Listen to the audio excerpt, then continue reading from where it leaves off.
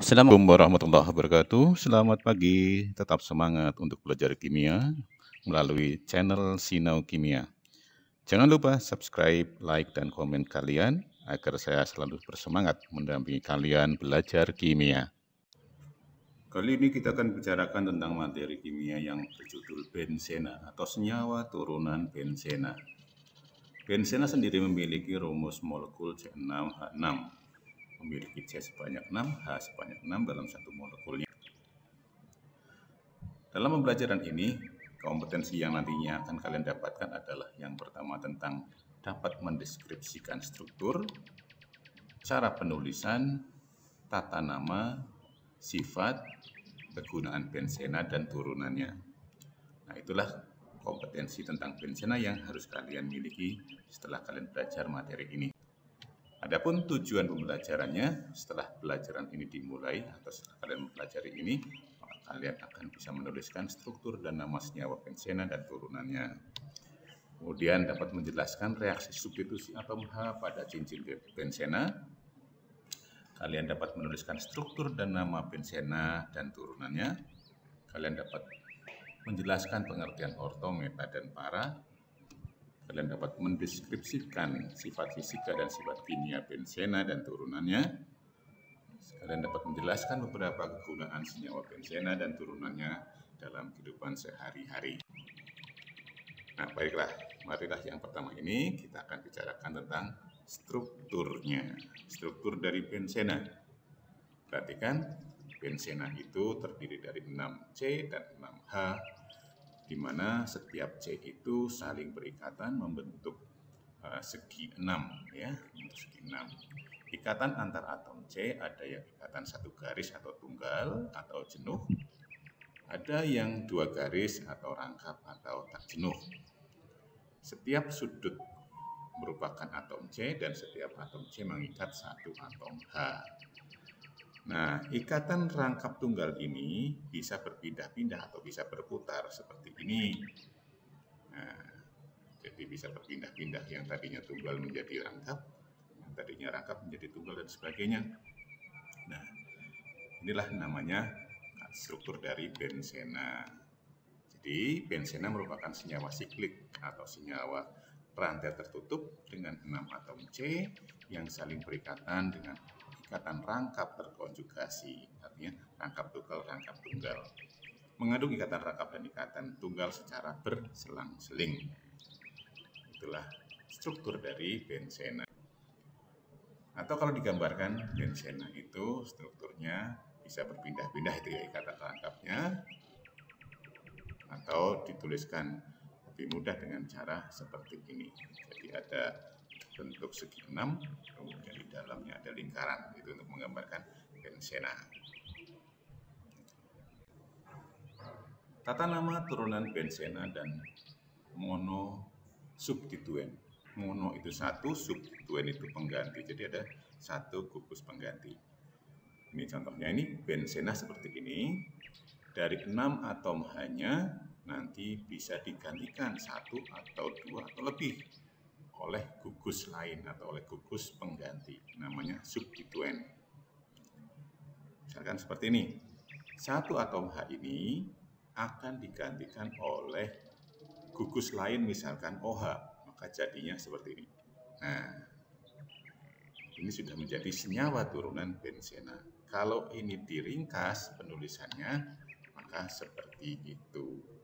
Ya, cincin bensena dengan ada OH-nya. Ini namanya fenol. Kalau ditulis rumus kimianya, C6H5OH, fenol. Nah, bentuk monosubstituen yang lain berikut ini, kita lihat ini. Kita di fenol ya. Nah, kalau penggantinya adalah NO2 namanya nitrobensena. Kalau diganti dengan aldehid namanya bensaldehid. Diganti dengan Cl atau halogen namanya kloro. Kalau dengan Br ya bromo, bromobensena, klorobensena. Nah, di sini klorobensena. Nah, kalau diganti dengan alkil berupa CH3 maka namanya metilbensena atau toluena. Ya. Kalau diganti dengan NH3 NH2, maka namanya amin benzena atau dinamakan anilin. Diganti dengan COH, ini gugus asam, maka namanya asam benzoat. Ya. Yang ini namanya stirena. Dan yang ini namanya bensil alkohol. Ya, mudah-mudahan nanti ini bisa dihafalkan ya. Selanjutnya, turunan benzena dengan 2 buah gugus pengganti di substituen. Ini rumus benzena ya, struktur benzena seperti ini. Setiap sudutnya ada 1 atom H, maka atom-atom H ini bisa diganti oleh gugus lain. Kalau misalkan digantinya di sini 1, di sini 1, maka penggantinya berjejer ya, berdampingan. Maka bentuk ini namanya bentuk orto. Kalau berdampingan gugus fungsinya, gugus penggantinya. Nah, orto itu posisi substituen pada atom karbon nomor 1 dan 2. Jadi yang satu diberi sudutnya nomor 1, yang kedua diberi sudutnya itu nomor 2. Jadi pada C nomor 1 dan C nomor 2. Ini misalkan lagi yang satu di sini, nah yang satu lagi di sini. Maka yang pertama misalkan itu diberi nomor 1, maka sudut kedua yang sebelah kanan itu ada H, itu di nomor 2, baru kemudian gugus pengganti yang kedua, di nomor 3, dan seterusnya memutar sampai 6. Itu cara penomorannya itu. Ini bentuk yang begini namanya meta atau M, yaitu posisi substituen pada atom karbon C nomor 1 dan nomor 3. Jadi ada selang satu sudut ya. Posisi yang ketiga kalau ada 2 substituen itu adalah seperti ini.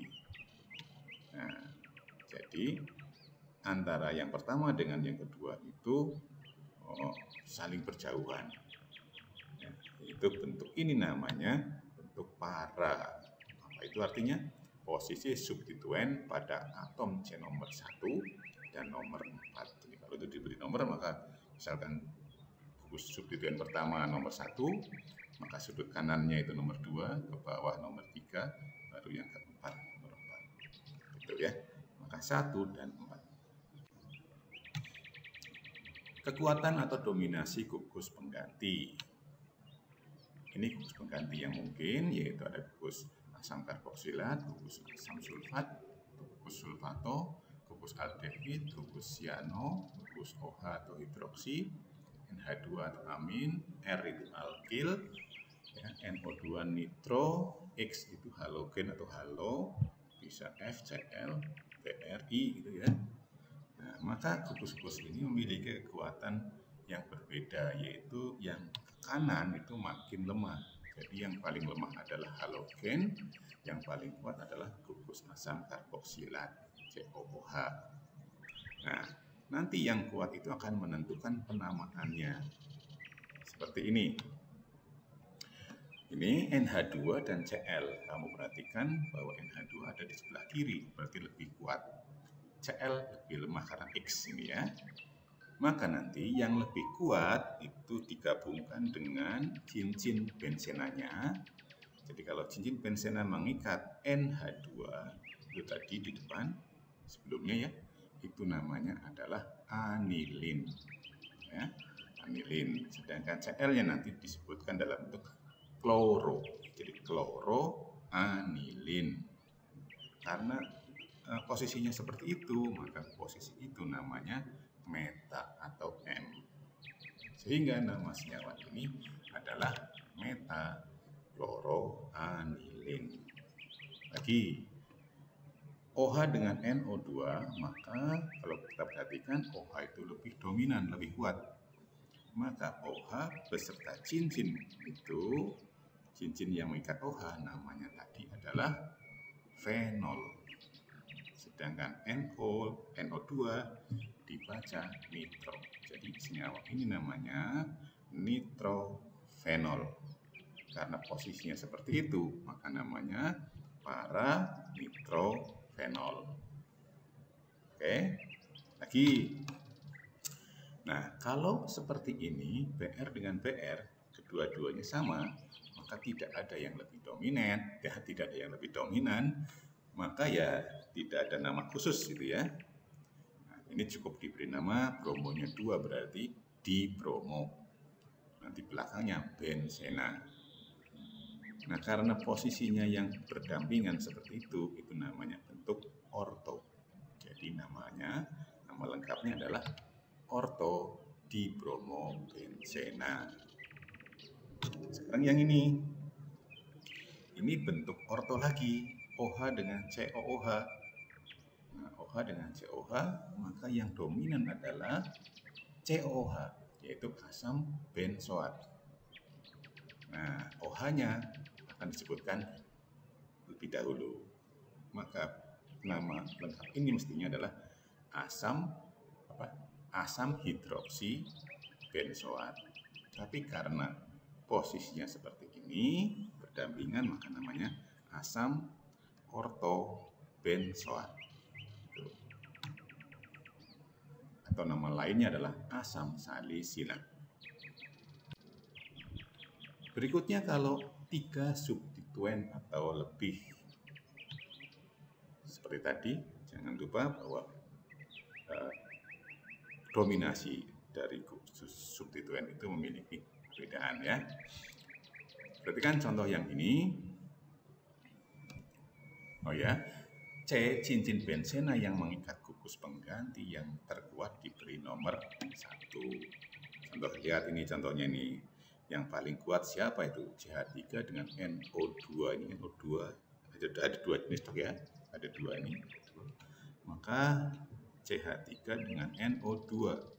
CH3 itu alkil atau R. Berarti R lebih kuat, maka ini lebih prioritas atau lebih dominan.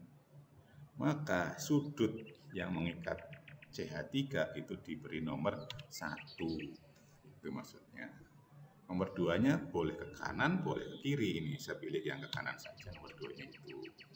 Terus ke bawah itu samping, naik dikit, naik. Nah, maka itu adalah C1 sampai C6.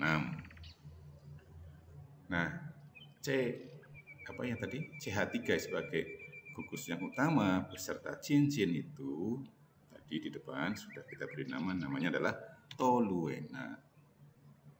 Sedangkan NO2-nya ada pada C nomor 2, 4, dan 6. Maka nama lengkapnya adalah 2, 4, 6 trinitro.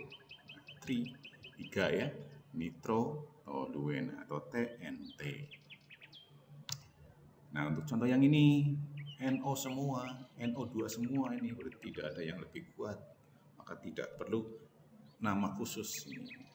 Cukup belakangnya benzena saja. Ini nomor 1-nya di mana? Ya yang paling berdekatan ini. Nah, ini nomor 1, maka ini di kanan nomor 2. Jangan ke kiri. Kiri kan tidak ada gugusnya ya. Maka pilih yang ada gugusnya, nomor 2-nya. Maka 3, 4, 5, dan 6. Jadi ada gugus nitro di nomor 1, 2, dan 4. Maka namanya 1, 2, 4 trinitrobenzena. Nah, itu tata namanya. Selanjutnya tentang sifat-sifat benzena. Ini contoh benzena ya. Bentuknya cair, tak berwarna bening. Nah, sifatnya adalah berupa zat cair yang tak berwarna. Ini sifat fisik ya. Mudah menguap itu bukan mengantuk loh ya, mudah menguap jadi uap. Bersifat racun, jadi jangan sengaja mencium aromanya ya, karena itu bisa keracunan. Kemudian bersifat non-polar, karena non-polar maka tidak larut dalam air. Banyak digunakan sebagai pelarut organik, zat organik. Mudah terbakar dengan banyak jelaga. Jelaga itu yang warnanya hitam. Kalau kita membakar minyak tanah itu ada kompor minyak tanah itu biasanya pancinya itu di bagian bawah terdapat warna hitam, itu namanya jelaga atau langes, langes maksudnya. Yang berikutnya lebih mudah mengalami reaksi substitusi penggantian atom H daripada adisi pemutusan ikatan rangkap gitu ya. Jadi benzena kan punya ikatan C dengan C yang tunggal, C dengan H juga yang tunggal, C dengan C yang rangkap. Maka yang bisa bereaksi adalah antara C dengan H yang tunggal itu. Kalau C dengan C yang rangkap tidak bisa atau sukar direaksikan, itu maksudnya. Maka reaksinya namanya reaksi substitusi dari atom H diganti oleh atom lain. Seperti ini diganti. Reaksi kimia benzena atau reaksi substitusi. Yang pertama, halogenasi. Reaksi dengan halogen. Halogen itu F2Cl2 Br2I2 ya. Ini benzena, saya gambarkan kelihatan satu H-nya. Mestinya ada 6H di setiap sudutnya. Saya lihatkan satu saja ya. Nah, 1H ini akan diganti oleh Cl, seperti itu, lihat. Nah, lalu H-nya kemana? Nah, H-nya berikatan dengan Cl yang satunya lagi. Kan ada Cl2 di situ. Nah, Cl yang satu menggantikan posisi H, Cl yang satu lagi berikatan dengan H menjadi HCl. Maka hasil senyawa ini, hasil reaksi ini namanya klorobenzena. Adapun FCl3 itu sebagai katalisatornya. Karena menambahkan halogen disebut halogenasi. Nitrasi, nitrasi dari kata asam nitrat. Nah, reaksinya begini, benzena direaksikan dengan asam nitrat. Biasanya kan asam nitrat dituliskan HNO3. Ini dibuat HONO2 agar mudah penggambarannya. Yaitu H dari benzena akan lepas bergabung dengan HO menjadi H2O. Sedangkan NO2-nya menggantikan posisi H, maka menjadi senyawa nitrobenzena plus H2O.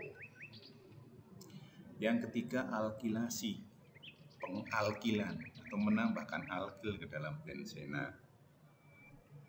Nih, benzena direaksikan dengan metil klorida CH3Cl dengan katalisator aluminium klorida, maka nanti H dari benzena akan bergabung dengan Cl menjadi HCl, sedangkan posisi H diganti oleh CH3, maka menjadi CH3 itu namanya metil benzena, lebih dikenal dengan nama toluena, gitu ya.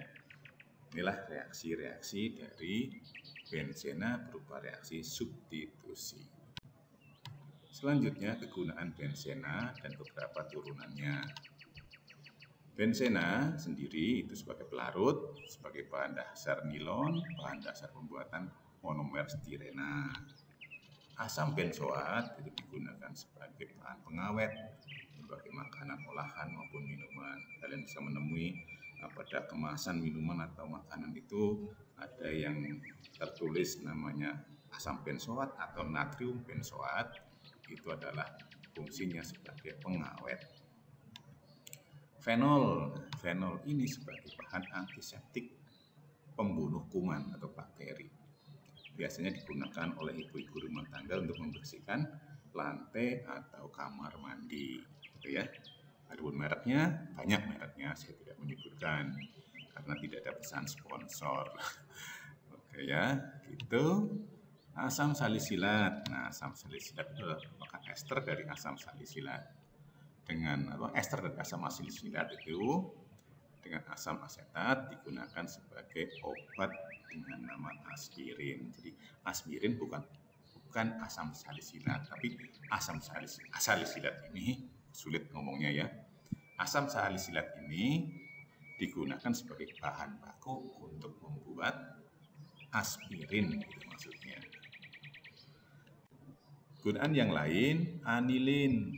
Anilin ini sebagai bahan dasar pembuatan zat-zat warna diazo. Nah, warna diazo itu digunakan untuk pewarnaan kain batik itu menggunakan pewarna-pewarna dari anilin. Toluena sebagai pelarut dan sebagai bahan dasar untuk membuat trinitrotoluena atau TNT yang digunakan sebagai bahan peledak atau dinamit itu. BHT butil hidroksitoluena ini digunakan dicampurkan dalam minyak ya, minyak goreng sebagai zat antioksidan, anti tengik. Jadi kalau misalkan minyak goreng yang tanpa BHT, tanpa pengawet, maka dibiarkan terbuka di udara terbuka itu tanpa penutup, biasanya dalam beberapa hari akan terasa baunya tengik. Itu namanya sudah teroksidasi. Nah, demikian tadi pembicaraan kita tentang benzena. Mudah-mudahan kalian bisa memahaminya, lalu bisa mengerjakan soal-soal bila mana ada soalnya. Terima kasih, selamat belajar, dan sukses selalu.